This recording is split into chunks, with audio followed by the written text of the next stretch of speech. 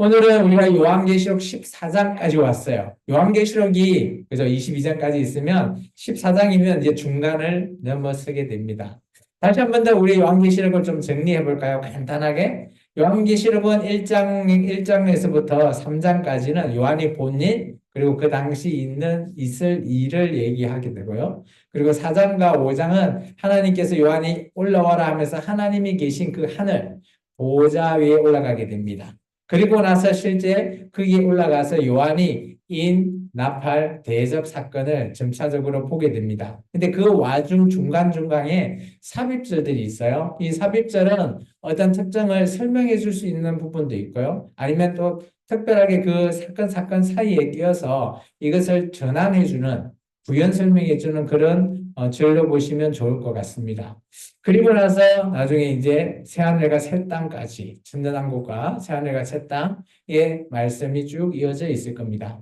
우리가 지금 보고 있는 지금 14장은 지금 7인이 떼어졌고요. 7나팔이 불려졌습니다. 그 이후에 다시 12장부터 14장까지는 과거의 사건에서부터 시작해서 현재 7나팔이 불려질 직전까지를 그죠? 리뷰, 다시 한 번 더 돌이켜보고 있는 삽입절이다라고 생각하시면 좋을 것 같아요. 그래서 우리가 보시면, 그죠? 7인, 6번째 나팔, 7나팔이 불려지고 오늘 삽입 3번, 12장부터 14장이 포함되어 있죠. 그죠? 12장에서 14장까지 포함되어 있는데, 이 부분은, 그죠? 이 나팔이 불려지고 나서 처음으로 등장한 과거에서 종말까지 리뷰 사건이 있고요. 이제 우리가 14장을 오늘 하고 나면 15장부터는 이제 다시 그 전개가 7나팔이 불려진 이후 사건으로 진행되어진다라고 보면 좋겠습니다. 이때는 두 가지의 길로 나눠지죠. 성도가 가야 하는 길, 그리고 그렇지 않는, 그죠? 그런, 길로 나눠져서 우리가 보게 됩니다. 그래서 가장 중요한 거는 12장에서부터 우리가 리뷰를 해왔죠. 12장에서부터 해서, 그죠? 하늘에, 그죠? 하늘에 있는 그 해를 입은 여인에서부터 시작해서 거기서 철장에 권세를 가진 만국의 아이 우리 예수님, 그런 말미암아 이를 부수려고 하는, 그죠? 사탄의 세력, 그리고 광야로 쫓기게 되고 용이 그런 이 땅에 와서 잡아삼키려고 하지만 실제적으로 용은 이 헤이번 여인에 대해서 실제적으로 세 번 다 실패하게 되죠. 그게 12장과 13장입니다. 그래서 자기가 실패하게 돼서 그죠? 이 사탄이 바다에서 오른 짐승과 땅에서 오른 짐승을 또 세우게 됩니다. 그런 말미암아서 이 남아있는 자손까지 죽이려고 했죠. 그래서 지난주 우리가 보게 된 13장은 그죠? 이 두 짐승이 어떤 상황이고 이들이 어떤 역할을 하고 있는지를 얘기했죠. 정치적인 짐승과 종교적인 짐승을 말하고 있고요. 그리고 실제 이들이 나중에 어느 때, 따지고 보면 마지막 우리가 대환란이라고 하는 그때, 그죠? 이걸 뭐 일곱 일에라고도 하는데, 한 일에 해가지고 7년 해서 뭐 한때, 두때, 반때 우리가 그 성경에 나오지만 그것을 나누어서 3년 반, 3년 반. 이게 전 3년 반은 그 성도들도 같이 겪는 환란, 그리고 후 3년 반은 이제 실제 그죠 악인만 하나님의 진노를 받는 그때인데요. 그 당시에 실제 전 3년 반 때 이 666이라고 하는 숫자를 그저 받지 않으면 바로 순교시키는 그것이 우리가 지난주의 말씀입니다. 쭉 제가 빨리 리뷰를 해봤습니다. 오늘의 말씀을 한번 보면 그 다음에 이 666 사건 이후에 그죠 사건이 오늘 14장에 등장합니다. 우리가 좀 전에 읽었죠 말씀을. 어떤 천사가 나왔는데 시온이라고 하는 산에 있었답니다. 시온산은 어딜 가리킵니까? 바로 예루살렘입니다. 예루살렘에 있었는데 그와 함께 누가 서 있다고요? 14만 4천. 혹시 기억나십니까? 우리가 계시록 7장에 보시면 14만 4천. 그죠? 요한이 들었을 때, 그죠? 이스라엘 지파, 12지파에 14만 4천이 서 있는 것을 듣게 됐죠. 그 14만 4천인데, 그러면 여기 시온산에 14만 4천이 서 있다. 그러면 이들이 과연 누구인가? 알고 봤더니 이게 보니까 어린 양의 이름과 그 아버지 이름을 쓴 것으로 이마에 쓰여져 있다는 겁니다. 그러면 어린 양이 누구죠? 바로 예수님입니다. 예수님과 함께 서 있는 자들 누구를 가리키죠? 그죠? 여기에 대해서 이제 해석들이 여러 가지가 있긴 한데요. 한 두 가지 정도로 해석해 보면 이런 것입니다. 첫 번째, 이 14만 4천은 아까 얘기했던 7장에 인침받은 자들, 그들이 서 있고, 그리고 이때는, 그죠? 예수님께서 일곱 나팔이 부르신 이후에 하늘에, 그죠? 예수님께서 재림하기 직전에 같이 있는 무리들이라고도 주장하는 학자들이 하나의 의견이 있고요. 저는 이렇게 봅니다. 이 14만 4천은, 그죠? 교회다. 이것은 이제 미래적인 시점이 아니라 초기에 이게 14만 4천은 유대인들이잖아요. 이 최초의 교회가 유대인부터 시작되죠. 예루살렘 교회. 그죠? 그 예루살렘 교회의 시작이지 않겠나. 그것을부터 해서, 함께 이 교회가 나아가는 그 전반적인, 현재 나중에 예수님께서 재림 때까지 이어지는 그 시점에 서 있지 않겠나라고 보여집니다. 그래서 이게 교회라고 할 수도 있고요. 아니면 뭐 나중에 인침받은 14만 4천, 뭐 그렇게 해석해도 충분히 공감이 맞습니다. 여기서 말하는 14만 4천에는 아마 저와 여러분도 포함이 될 수도 있고요. 그리고 예수님을 믿는, 그죠, 인침받은 자가 쓸 수 있는 그곳을 말하고 있습니다. 근데 놀라운 거는 여기 한번 가보시면, 그죠, 2절과 3절에 보시면 내가 여기서 내는 사도 요한입니다. 사도 요한이 하늘에서 나는 소리를 들었는데요. 그죠? 많은 물소리와 같고 큰 우레소리와 같은데 내가 들은 소리는 금은구 타는 자들이 그 금은구를 타는 것 같더라. 이게 금은구를 타는 것이 우레소리와 물소리가 그렇게 아름답게 들린다라는 거죠. 그리고 나서 그들이 보좌 앞에서, 이 보좌가 어디냐? 바로 하나님이 계시는 우리 사장 있잖아요. 사장에 요한이 올라갔던 그곳에 있었던 네 생물, 케루빈 기억나시죠? 그리고 24장로들 앞에서 새 노래를 부른대요. 그렇다면 여기 있는 14만 4천은 어떤 자들인가 하면 예수님과 마지막에 함께 할 자들이라는 거죠. 그렇다면 오늘날 교회이지 않겠나 저는 그렇게 봅니다. 그리고 저와 여러분도 여기에 속하지 않을까라고 생각합니다. 그리고 나서 이들이 땅에서 속량함을 받은 자잖아요. 속량함을 받았다는 게 뭘까요? 우리의 죄의 속량함을 받는 것은 예수님의 십자가로 말미암아 우리가 죄 사함 받은 거거든요. 그렇기 때문에 이들에게 밖에는 영이 이 노래를 배울 자가 없다. 그러면 이들은 예수님과 함께 노래할 수 있는 자. 이제 나중에 우리가 몇 장이죠? 15장? 15장에 가면 이게 우리가 출애굽기에 모세의 노래 있듯이 계시록 15장에는 어린 양의 노래가 있거든요. 이 노래를 부르는 자들이 바로 지금 어린 양과 함께 서 있는 자들 14만 4천을 가리킨다라고 보시면 됩니다. 그래서 14만 4천은 저는 이렇게 봐요. 실제 이게 복음의 전파, 이게 왜 교회냐? 교회가 이 땅에 와서 예수님으로 말미암아 전파되는 역사, 그것을 지금 가리키지 않겠나라고 보여져요. 그렇다면 예수님께서 이렇게 얘기했죠. 마태복음 28장 18절과 20절은 이렇게 얘기합니다. 같이 한번 읽어볼까요? 앞에 있습니다. 마태복음 28장입니다. 예수께서 나와 말씀하여 이르시되 하늘과 땅의 모든 권세를 내게 주셨으니 그러므로 너희가 가서 모든 민족을 제자로 삼아 아버지와 아들과 성령의 이름으로 세례를 베풀고 내가 너에게 분부한 모든 것을 가르쳐 지키게 하라. 볼지어라 내가 세상 끝날까지 너희와 항상 함께 있으리라 하신다. 예수님께서 그죠? 함께 할 그 자들이 해야 될 그 복음 전파의 첫 번째 사역은 세 가지입니다. 그죠? 모든 민족을 제자를 삼아야 되는 거예요. 그리고 두 번째, 세례를 베풉니다. 그리고 세 번째, 예수님의 모든 것을 가르쳐야 되는 겁니다. 이게 예수님의 이 땅의 지상 명령이죠. 그렇다면 좀 전에 우리가 읽었던 이 14만 4천은 바로 예수님의 명령을 지키는 자라고 볼 수 있죠. 그러면 교회죠. 맞죠? 그리고 두 번째, 또 예수님께서, 그죠?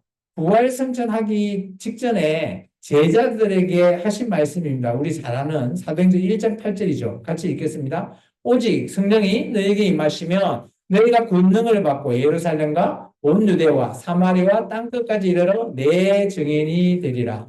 이 말은 뭔가요? 이게 지역을 나타내는 게 아니라 민족이라는 거죠. 우리 좀 전에 마태복음 28장의 말씀을 보시면, 그죠? 모든 민족이잖아요. 모든 민족을 제사 삼아라. 그걸 사도행전 1장 8절로 가보면 예루살렘이면 유대인들이죠. 온 유대. 그리고 사마리아면 혼혈족. 그리고 땅끝이면 이방인까지 이르러 예수님을 내 증인으로 세워라라고 하는 예수님의 명령이잖아요. 이 명령은 그러면 누가 지켜야 되죠? 바로 예수님을 따르는 자가 지켜야 되는 거잖아요. 그죠? 그래서 여기서 말하고 있는 이 14만 4천은 예수님의 명령을 따르는 자들이라는 겁니다. 근데 이들이 어디까지요? 아까 말했던, 그죠? 환란이 있을 때까지 쭉 복음 전파가 이루어진다라는 거예요. 그러면 마지막 성도들이 당할 그 환란 때까지라는 거죠. 이게 지금 우리도 진행형이다라고 저는 봅니다. 이 14장에 있는 우리들 자체도. 그래서 계시록 4장 4절과 5절, 14장 4절과 5절을 한번 같이 읽어볼게요. 그러면 우리가 그러면 어떻게 해야 되나? 우리가 이 주님 재림할 때까지 해야 될 일이 이겁니다. 같이 읽겠습니다. 이 사람들은 여자와 더불어 더럽히지 아니하고 순결한 자라. 어린 양이 어디로 인도하든지 따라가는 자며 사랑 가운데서 속량함을 받아 처음 읽은 열매로 하나님과 어린 양에게 속한 자들이니 그 입에 거짓말이 없고 흠이 없는 자들이더라. 여기서 14만 4천이 지켜고 나가야 될 것을 얘기하는데 한 네 가지 정도 얘기하죠. 첫 번째, 여자와 더불어 더럽히지 말아라. 여기서 여자는 우리가 말하는 결혼하는 그냥 남녀의 여자를 가리키는 게 아니에요. 여기 여자의 원어를 살펴보면 뭔가 하면 이게 이방신에게 그 당시 그저 빌비했던 그런 우상숭배를 하는 것을 얘기합니다. 이게 우상숭배하지 않고 순결을 지키는 자를 얘기하는 겁니다. 이게 남녀 간에 뭐 순결을 지켜라 이 의미가 아니에요. 이것보다 더 큰 의미를 담고 있어요. 오직 우리가 하나님을 섬기는 자는 하나님 외에 다른 우상을 섬기면 안 된다라는 거예요. 우상을 섬기면 우리가 순결을 잃는다라는 표현을 쓰고 있어요. 여기서 말하는 순결은 오직 하나님만 잘 지키는 그런 자들을 가리키고 있어요. 그리고 두 번째, 어린 양이 어디로 가든지 그죠? 가는 자죠. 이게 예수님이 하나님이 이리로 가라 하면 이리로 가고 저리로 가라 하면 저리로 가는 그런 자들. 이게 그런 자들 앞에 예수님께서 우리를 속량함, 그죠? 죄를 사해 주시는 그런 열매로서, 그죠? 세 번째, 하나님과 어린 양에 속한 자들, 이 자들이 14만 4천이라는 거예요. 근데 이들은 평상시 쓰는 단어 중에 쓰지 않는 단어들이 있습니다. 뭔가 하면 거짓말을 안 한답니다. 그리고 두 번째, 흠이 없대요. 근데 인간은, 그죠? 이 네 번째, 제가 얘기한 거짓말이 없고 흠이 없는 자가 될 수 있을까? 우리는 불완전한 인간인데, 그죠? 근데 우리가 왜 이런 말을 했을까라고 좀 돌이켜보면, 우리는 이것을, 그죠? 지키려고 노력해야 된다는 거죠. 그죠? 거짓말 하지 말라고 계속 얘기하고 있습니다. 계시록도 마찬가지고. 성경의 신약 성경에는, 그죠? 우리가 하나님의 유혹을 받지 못하는 대상 중에 한 대상의 그 속한 부류가 바로 거짓말이 있어요. 나중에 22장에 가면 또 나오거든요. 그러면 잘 생각해보면 우리가 거짓말을 평상시 밥 먹듯이 한다? 좀 조심해야 되고요. 근데 여기서 말하는 거짓말, 이거는 저는 이렇게 생각해요. 우리가 늘 쓰는 거짓말일 수도 있는데 좀 확장된 의미로 보면 이런 거예요. 그죠? 누가 우리를 예수님을 믿는다라고 했을 때 우리의 목숨을 그렇게 칼을 들이밀고, 너 예수님 믿어, 안 믿어? 라고 했을 때 거짓말을 한다는 거죠. 안 믿습니다. 믿고 있는데. 그런 거짓말까지 저는 폭넓게 좀 보고 있어요.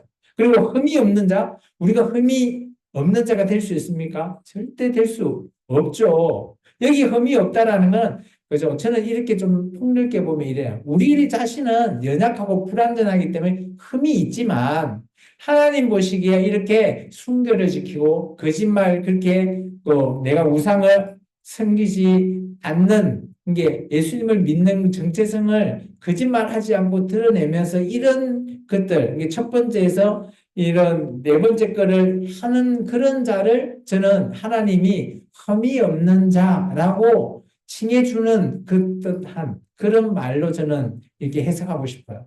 이게 뭔가 하면 우리가 의인이 아무도 없잖아요. 의인이 없다. 그죠? 근데 하나님께서 우리를 아브라함부터 시작해서 의롭다 칭해 주신 거잖아요. 마찬가지라고 봅니다. 저는 우리가 성도가 지켜야 될 이것을 우리가 다 지킬 수 있는 건 아니지만 그래도 우리가 노력하고 여기에 대해서 하나님 앞에 제대로 하나님의 재림을 준비하는 14만 4천으로서 우리가 지켜나가야 될 자로 보여진다라는 거예요.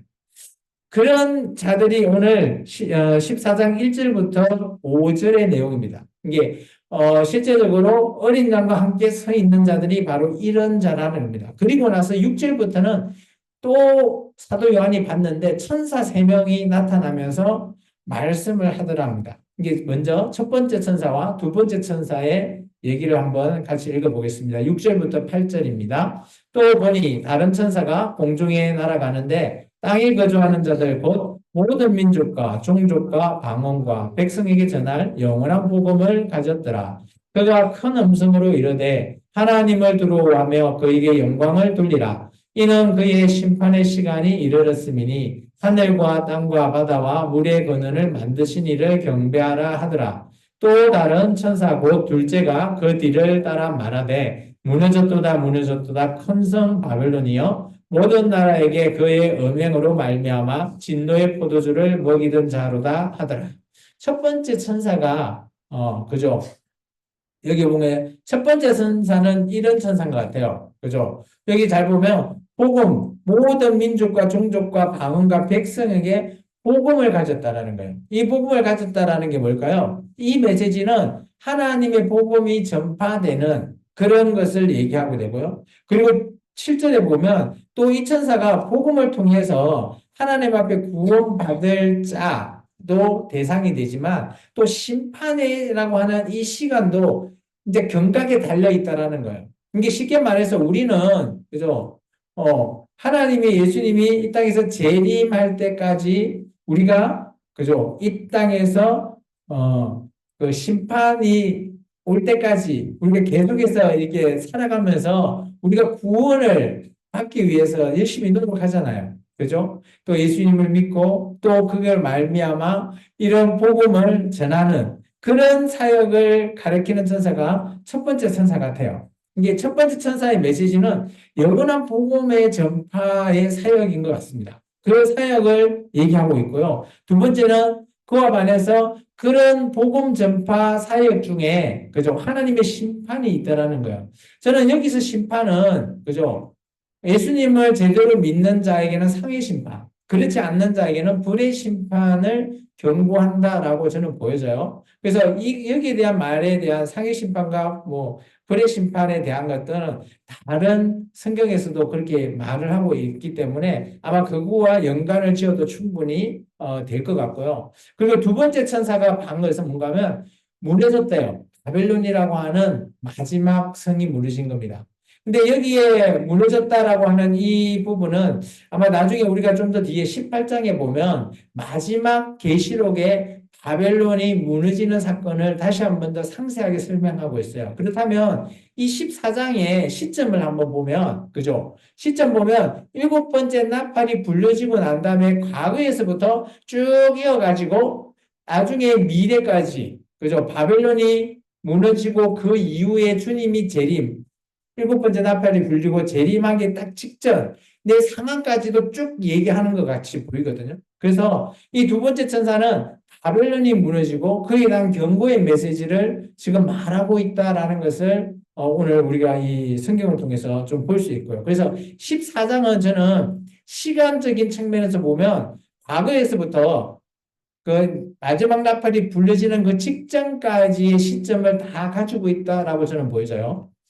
그리고 세 번째 천사가 말을 합니다. 9절부터 11절입니다. 같이 읽습니다. 또 다른 천사 곧 셋째가 그 뒤를 따라 큰 음성으로 이르되 만일 누구든지 짐승과 그의 우상에게 경배하고 이마에나 손에 표를 받으면 그노 하나님의 진노의 포도주를 마시리니 그 진노의 잔에 섞인 것이 없이 부은 포도주라. 거룩한 천사들과 앞에가 어린 양 앞에서 불과 유황으로 고난을 받으리니 그 고난의 연기가 세세토록 올라가리로다. 짐승과 그의 우상에게 경배하고 그의 이름표를 받은 자는 누구든지 밤낮 쉼을 얻지 못하리라 하더라. 이 세 번째 천사는 이걸 얘기해요. 우리가 13장에 배웠던 마지막 절에 나오는 짐승의 표 666을 말하고 있어요. 이 세 번째 천사는 아까 얘기했잖아요. 우리 그 짐승이 우상을 만들었대잖아요. 땅에서 올라온 짐승이 우상을 만들어서 그 우상으로 말미암아 사람들을 미혹시켰다고 13장에 얘기했거든요. 그리고 나서 그들을 믿게 하기 위해서 짐승의 표 수를 줬다. 그게 666이었잖아요. 근데 666표를 666표를 지금 말하고 있거든요. 그래서 쉽게 말해서 짐승과 그 우상에게 경배하지 말라라는 문구예요. 이게 표를 받으면 하나님의 진노가 있을 거라는 것을 얘기해요. 진노의 포도주의 잔에 포도주가 될 것이다. 그 자들은. 그런 얘기거든요. 근데 여기서 말하는 짐승과 우상 숭배는 위험하다라는 거죠. 그래서 마지막 때까지 우리가 지켜야 될 것은 뭐 어떤 유혹과 미혹이라도 짐승과 우상에 대한 숭배는 하면 안 된다라는 거예요. 이게 쉽지 않은 것이 뭔가 하면 지금 우리가 하나님을 믿는, 그죠? 교회에 나와서 하나님을 믿죠. 근데 하나님은 안 보이잖아요.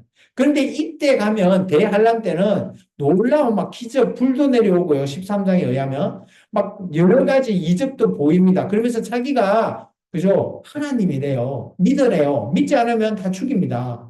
그러면 어때요? 뭐, 혹 할 수 있다라는 거예요. 믿을 수 있다라는 거예요. 근데 그때까지도 이 668을 받으면 안 된다라는 것을 지금 말하고 있는 겁니다. 그리고 계속해서요. 우리가 그러면 어떻게 해야 되냐? 이때 666표를 안 받기 위해서 그게 12절과 13절입니다. 같이 읽겠습니다. 성도들의 인내가 여기 있나니 그들은 하나님의 계명과 예수에 대한 믿음을 지키는 자니라.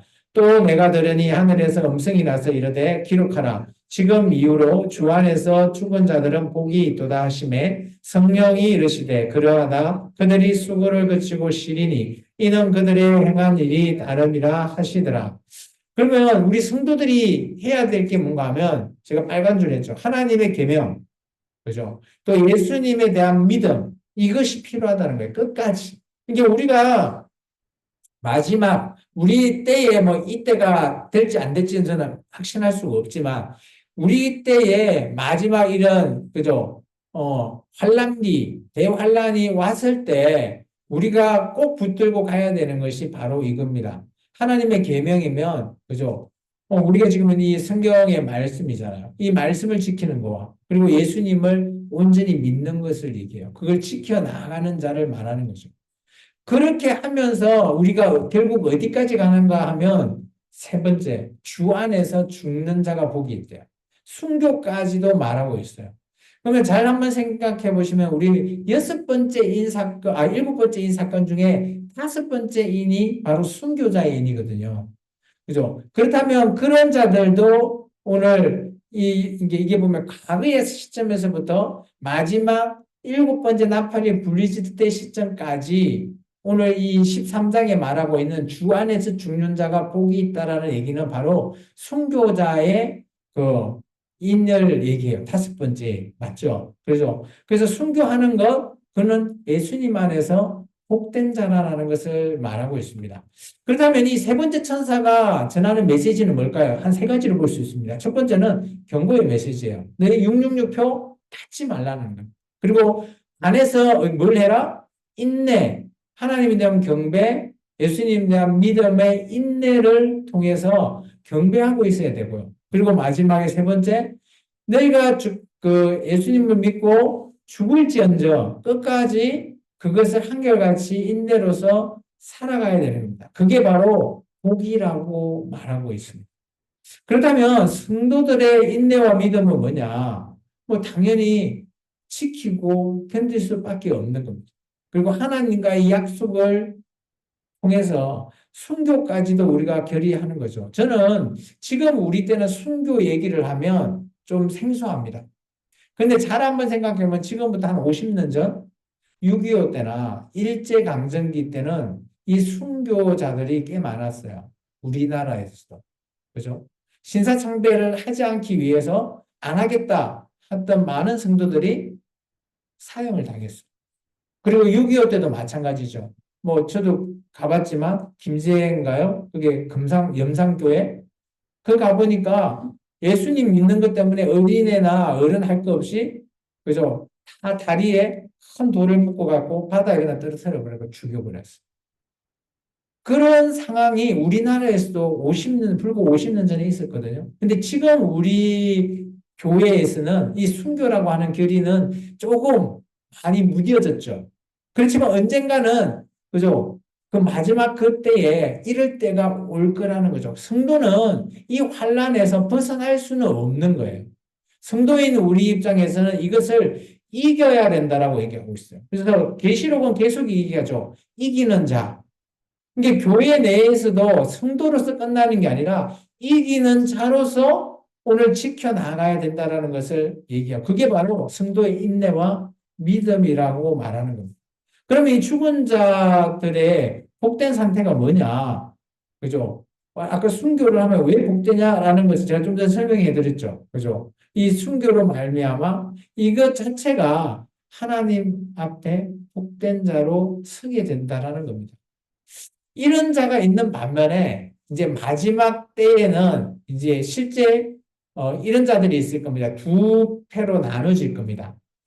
우리가 이제 마태복음에서도 그렇지만 추수에 대한 얘기를 하면서 그죠? 알곡추수. 그래서 이제 그렇게 알곡추수와 그리고 이제 오늘 이제 우리가 하게 될 진노의 하나님의 포도주 추수가 있습니다. 그게 14절부터 끝절까지 있거든요. 우리가 14절부터 16절만 먼저 한번 읽겠습니다. 또 내가 보니 흰 구름이 있고 구름 위에 인자와 같은 이가 앉았는데 그 머리에는 금면류관이 있고 그 손에는 예리한 낫을 가졌더라. 또 다른 천사가 성전에서부터 나와 구름 위에 앉은 이를 향하여 큰 음성으로 외쳐 이르되 당신의 낯을 휘두르어 거두소서 땅의 곡식이 다 익어 거둘 때가 이르렀음이니이다 하니 구름 위에 앉으시니가 낯을 땅에 휘두르매 땅의 곡식이 거두어지나. 우리 뭐 찬송 중에 있잖아요. 그죠? 거두리로다 거두리로다 이게 여기 걸 아마 제가 인용한 걸로 알고 있는데 마지막 때에는 주님께서 그죠? 추수를 하게 될 그때가 있을 겁니다. 여기 14절에 보면 인자와 같은 이가 있죠. 이 이가 누군가 하면 바로 예수님입니다. 이 예수님이 예리한 낫을 가졌답니다. 그런데 이제 다른 천사가 곡식을 거두십시오 라고 하니까 이 인자가 곡식을 거두는 겁니다. 이게 알곡추수입니다. 곡식추수, 알곡추수. 이것이 이제 뭔가 하면 추수할 때가 이르렀다라는 거예요. 우리가 이제 마태복음도 봐도 그죠? 추수할 때가 됐는데 일꾼이 없다. 뭐 이런 그 말씀이 있잖아요. 이 마지막 때가 이르려면 그죠? 명백히 알곡과 가라지가 딱 구분되듯이 예수님께서 예리한 낫으로 곡식 추수를 합니다. 이 곡식 추수는 바로 그죠? 성도들의 추수하는 겁니다. 그러면 그 말은 뭔가 하면 이 하나님의 그 마지막 심판 때 제가 아까 얘기했지만 상해 심판과 벌의 심판 여기 곡식 추수는 그죠? 성도들이 받을 상해 심판이라고 보여집니다. 그죠? 그와 반해서 오늘 이제 17절부터 20절은 진노의 하나님의 진노의 추수입니다. 포도 추수입니다. 우리 17절부터 20절까지 같이 읽겠습니다. 또 다른 천사가 하늘에 있는 성전에 나오는데 역시 예리한 낫을 가졌더라. 또 불을 다스리는 다른 천사가 제단으로부터 나와 예리한 낫을 가진 자를 향하여 큰 음성으로 불러 이르되 내 예리한 낫을 휘둘러 땅의 포도송이를 거두라. 그 포도가 익었으니라 하더라. 천사가 낯을 땅에 휘둘러 땅의 포도를 거두어 하나님의 진노의 큰 포도주 털을 던지매 성 밖에 그들 털을 밟으니 그 털에서 피가 나서 말 굴레까지 닿았고 1600 스타디온에 퍼졌더라. 이거 보면 이제 또 다른 천사 아까는 예수님이 알곡추수는 예수님이 하셨고요. 이제 포도추수는 천사가 예리한 낫을 가졌답니다. 그리고 이 천사가 이제 휘두르게 되죠. 포도송이를 거뒀습니다. 근데 잘 보시면 아까 곡식도 언젠간 마지막 그 대환란에 끝날 때에 사람을 얘기하고 있고요. 여기 포도도 마찬가지 사람입니다. 이 추수라는 것은 언젠가는 마지막에 격파 날 이 땅에 있는 사람을 나누게 된다라는 거예요. 마치 가라지와 그죠? 알곡 추수를 비유했던 마태복음의 말씀처럼 마지막에도 계시록에는 그죠? 곡식 알곡 추수와 포도 추수를 통해서 나눠지겠다는 겁니다. 근데 여기 포도 추수는 하나님의 진노가 담겨 있는 거예요. 진노의 큰 포도주 틀에 던져진대요. 이게 이 포도가 나쁜 게 아니라 이 포도라고 하는 의미는 진노받은 자들을 가리킨다라는 거예요. 그래서 하나님의 진노의 큰 포도주 틀에 던져져서 그들이 밟혀지겠다라는 것을 얘기하고 있습니다. 이게 마지막 때의 추수는 두 가지 추수죠. 알곡 추수, 곡식 추수와 포도 추수가 있을 거라는 거예요.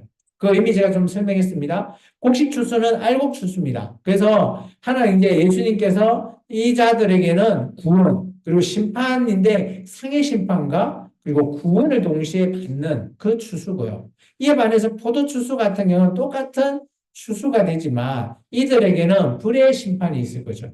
그런 추수가 있고 악인들에 대한 심판, 우리가 이제 악인이라고 부르는데 그 자가 누가 될지 알 수 없어요. 근데 오늘 14장에 보면 666표 받은 자로 포함이 된다라고 볼 수 있고요.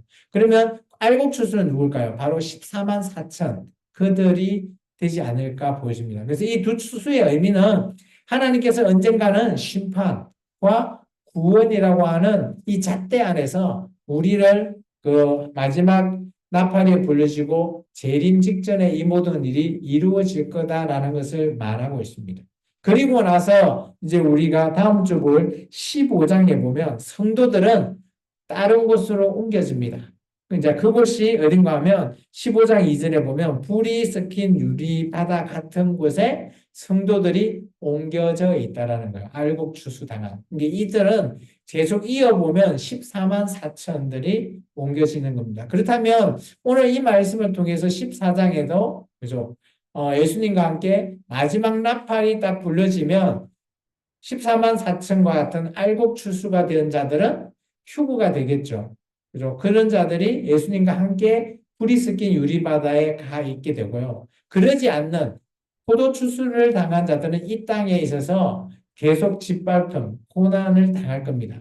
그리고 그들이 마지막 예수님이 이 땅에 재림할 때 대적하는 자로 남게 될 거라는 것을 말하고 있습니다. 이 부분은 이제 다음 시간 15장부터 우리가 계속해서 살필까 합니다.